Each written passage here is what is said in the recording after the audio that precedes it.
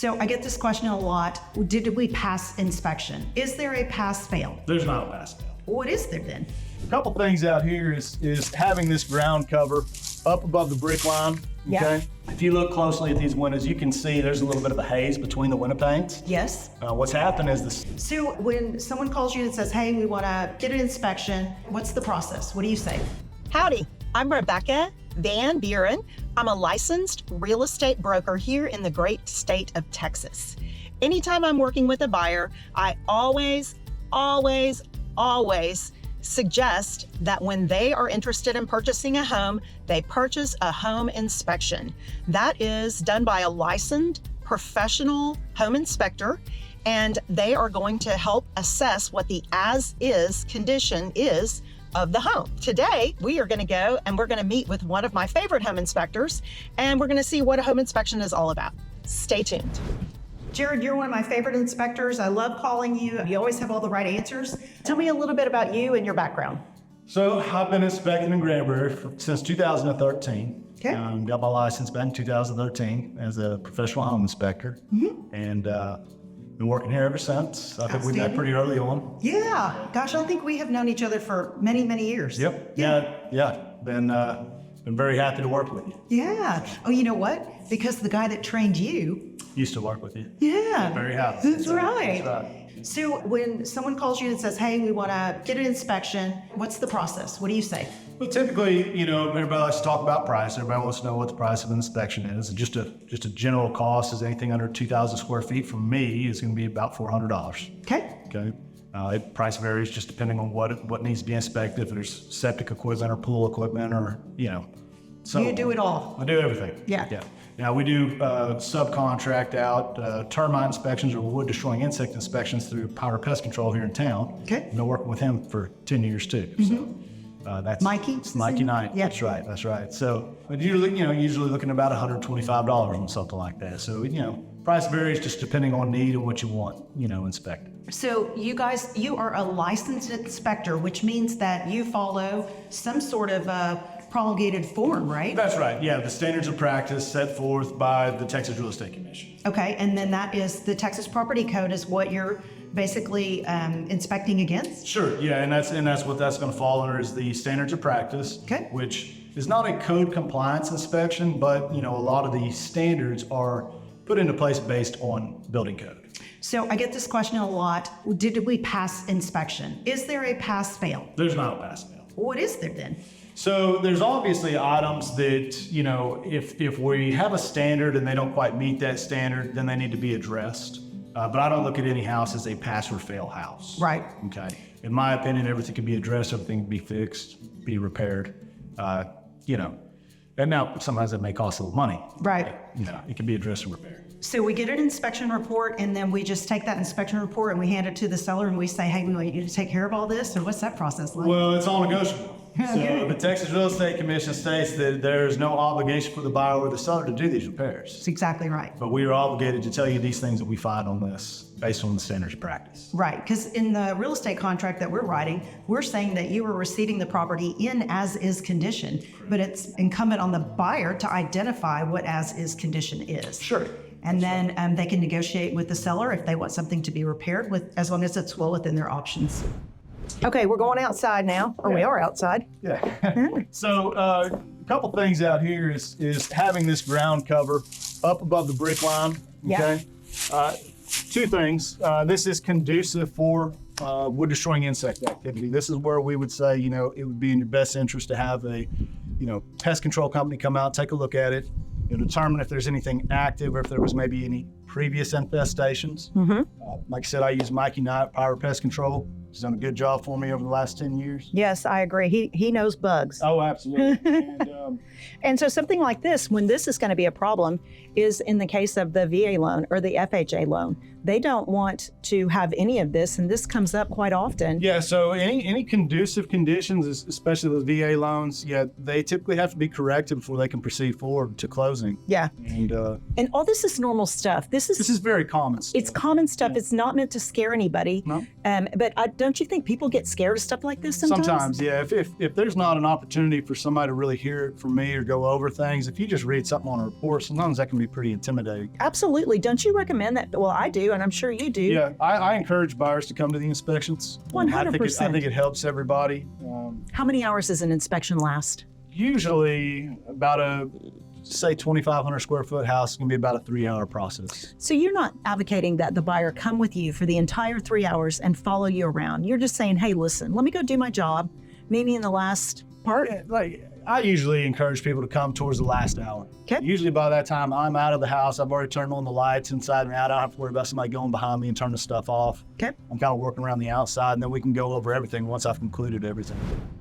You know, Texas weather conditions, in my opinion, I think are especially hard on things like windows, things like seals. Yeah. You know, we have extreme heat in the summertime and extreme cold sometimes in the wintertime. So Agree. that can definitely play a part in, you know, how these things perform over time. If you look closely at these windows, you can see there's a little bit of a haze between the window panes. Yes. What's happened is the seal over time between this double pane glass is broken down. And now we've got condensation and moisture kind of forming and drying between the window panes. So, you know, typically this window is just not going to be as energy efficient as a brand new window. Sure. Okay.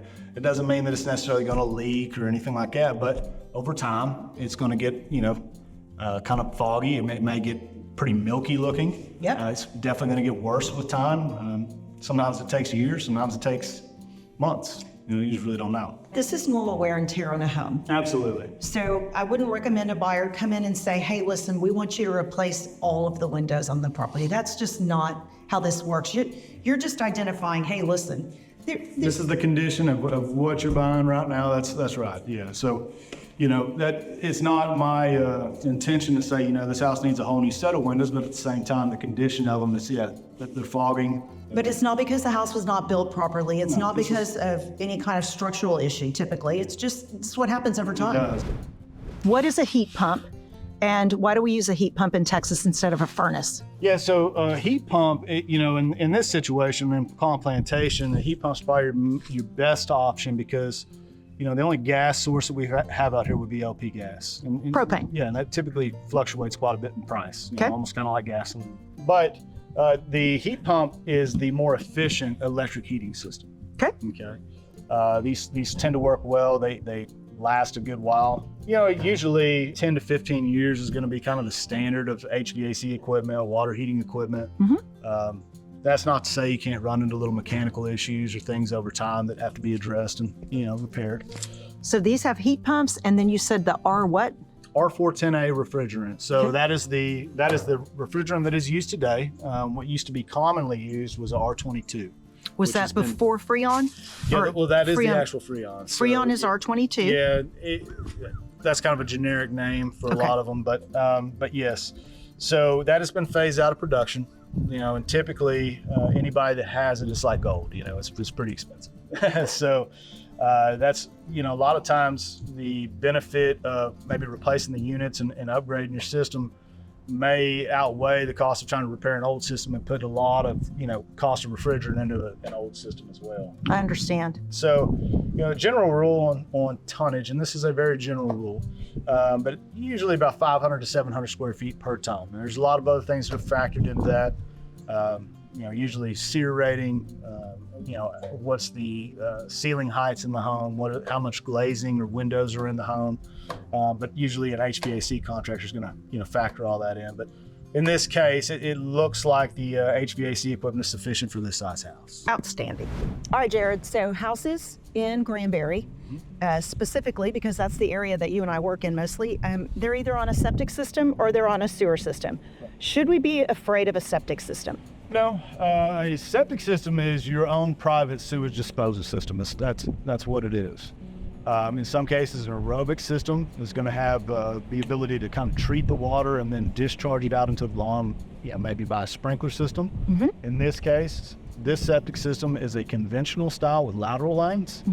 And, you know, so there's really not going to be a lot of maintenance on this for anybody. Now, aerobic, you're going to have bleach tablets to it. You're going to have to make sure that your equipment's working properly. In this case, typically it's recommended you add maybe Rid-X to the system, kind of help break down solid waste. Septic system, you know, if it's working correctly, there's nothing to really worry about. Okay, so when you say lateral lines, what you're talking about is when they installed it, there is a caliche bed. It's got PVC pipe that's got holes in it. Perforated pipe, yep. Yeah, and so then everything that's coming, your black water and your gray water that are coming out of your home are going into these tanks, and then they are leaching out into this field? Yes, yeah, so the best way I can describe a conventional septic system working is if you have 2 tanks, everything from the house, toilets, showers, sinks, all runs into the first tank, solid sink to the bottom, fluids rise to the top, okay? And they move over to the next tank, where typically that's just gonna be a fluids only tank. And once that water level gets high enough, and these water levels change through day-to-day usage of water, once that water level gets high enough, it's gonna leach out into the field, which is be your drain field, and then it's just gonna kind of slowly leach out into the yard. So don't put anything in the toilet or the sink that doesn't biodegrade. Yes, yeah, so, feminine products, avoid that. Q-tips. Septic safe toilet paper, definitely want to use that. Probably hesitate to put things like bleach cleaner in toilets that could potentially kill off the bacteria that's kind of helping break down the solid waste.